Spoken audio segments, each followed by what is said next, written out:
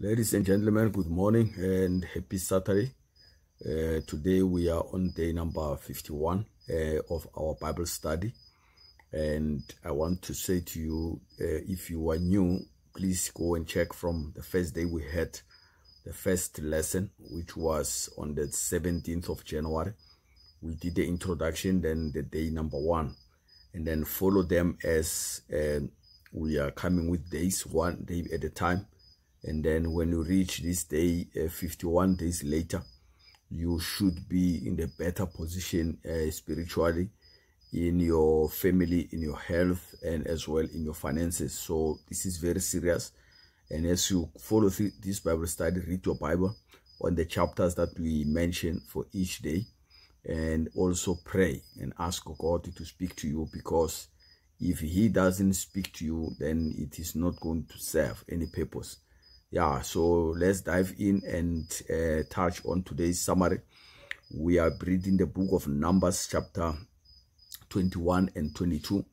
And the summary or the topic of today, says faith, victory, and the danger of compromise. Faith, victory, and the danger of compromise. So let's dive in.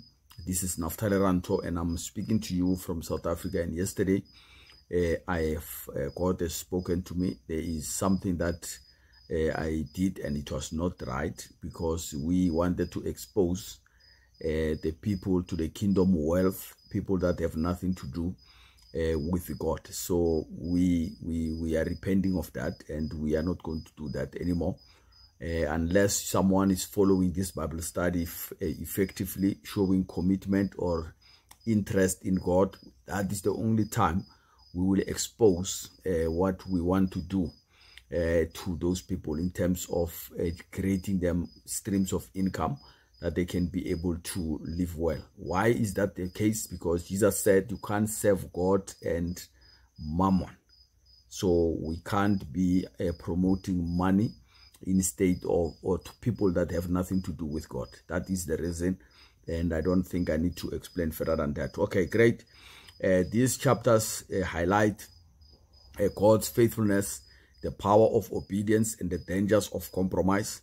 Israel experiences both victory and judgment, showing that when we trust, or when they trust God, they triumph, but when they complain or compromise, they suffer. So the story of Balaam and Balak reveals the spiritual battle against God's people, and how even external forces cannot curse what God has blessed. So then let's touch on these 3 points that I've highlighted.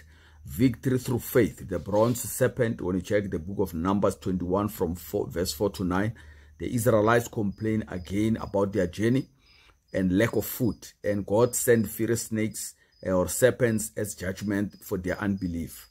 Moses intercedes, and God commands him to make a bronze serpent. Those who look at it in faith are healed. So God gives those that He chose, or those that are obedient, an opportunity to be well. And faith, this foreshadows Jesus on the cross. John 3 verse 14 to 15 is speaking about that, showing salvation through faith. So now the lesson we take out of this is complaining delays destiny, but faith brings healing and restoration. Looking to Jesus is the key to overcoming life struggles, including challenges in family, health, and finances. So let's look to Jesus. Otherwise, then we are not going to be able to do anything.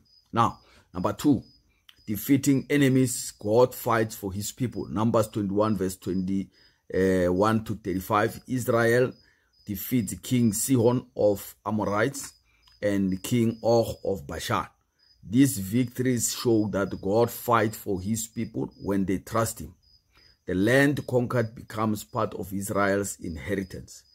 And the lesson we take out of this is spiritual battles are won through obedience and trust. No obstacle, whether financial, family-related, or spiritual, can stand against those who walk in God's purpose. So it's very important to walk in the purpose of God. That is why I said we can't solve your financial crisis unless you found God. we are not going to do that. So you need first to be working in a purpose of God, and then we will be able to assist you to solve your financial challenges, because that will not serve, will not help anything, will gonna make things worse. So number 3, Balaam and Balak, the danger of compromise. When you check the Numbers 22 verse 1 to 41, King Balak of Moab fears Israel's victory and hires Balaam, a diviner, to curse them.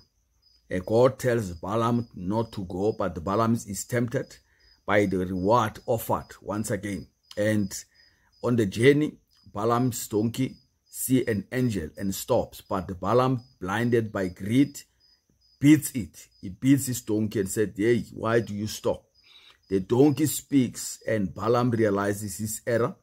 God will not allow him to curse Israel, because it was his chosen generation. Now, the lesson we learn out of this is no one can curse what God has blessed. However, greed and compromise can open doors to destruction.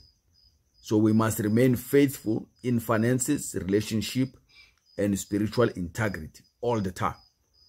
Very important. So now the key takeaways that you can have for yourself on today's Bible study. We have 4 points for you to live a life of purpose. Faith brings healing and victory. Just as the Israelites had to look at the bronze serpent, we must keep our focus on Christ. We must keep our eyes, our focus on Christ. Obedience leads to triumph. Israel defeated its enemies when they trusted God, and breakthroughs come through faith, not fear. That is number 2. Number 3, avoid compromise and greed. Balaam's story warns against being led by personal gain rather than God's will. As we said when we start, Jesus said no one can serve 2 masters. So each of us in this world, we are driven by one of the 2. We are driven by the purpose that God wants us to do on this world, or we are driven by money. And we can't allow ourselves to be driven by money, because then we are going to compromise the standards of God just to make a gain. So it can't be like that. Otherwise, God will not answer any such prayer. It will be the devil that will promote his things and give people money for them to be going reckless, and they lose their soul because of that. So number 4, no one can curse what God has blessed. So we are protected when we walk in obedience, no matter the attack from the enemy. Once we obey God, even if the enemy can come like a flood, the Bible says the Spirit of God lift up the standard. So when we are in the path where God wants us to walk, we are not intimidated. It also says, the Bible, your enemies will come to you in 1 way, and they will depart from you in 7 ways. So those are some of the scriptures that I remember when we look at this takeaway, to say when we are protected. We are protected when we walk in obedience, no matter the attack from the enemy. Remember, Moses had to go to Egypt to release the children of Israel. Pharaoh, or Egypt by then, was the powerhouse. And he went there without any weapons, but God was with him, and he protected him from day 1 until the people were released from the land of Egypt. And he destroyed the enemies of the Israelites through the water of the Red Sea. So that is how much God can do for us when we trust in him. So I just want to say to you today, trust in God. Do not depend on your own strength. You are not going to make it. We tried many times and it did not work. So don't even try to go that route. Trust in the Almighty. So with that being said, happy Saturday. And tomorrow it is Sunday. We are continuing with our Bible study. No off until we complete the whole Bible in a period of 12 months. And your life should be at another level. May God bless you and have a wonderful day with your family. Bye-bye.